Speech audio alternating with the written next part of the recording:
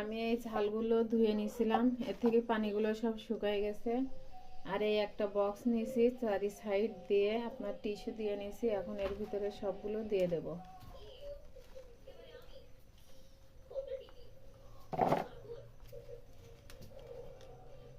আমি ঝালটা এইভাবে সংরক্ষণ করি, আর এটা অনেক দিন পর্যন্ত থাকে। আর আমাদের বাসায় তো ছোট বাচ্চা বেশি, দুটো ছেলের কারণে ঝাল খাওয়া হয় কম।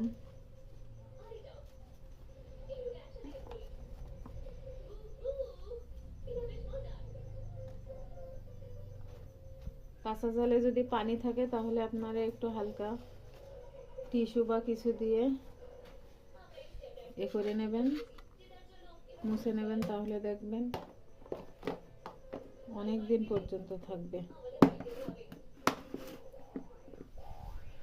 আর আজকে বাজার থেকে এখানে নিয়ে আসছে আপনার পেঁয়াজ, আর এটা হচ্ছে কিনা হাঁসেদের জন্য চাউল, হাঁসেদের খাওয়ানো লাগবে, এজন্য এই চাউলগুলো নিয়ে আসা।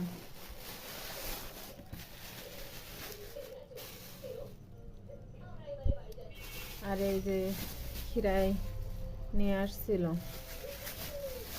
তো এগুলো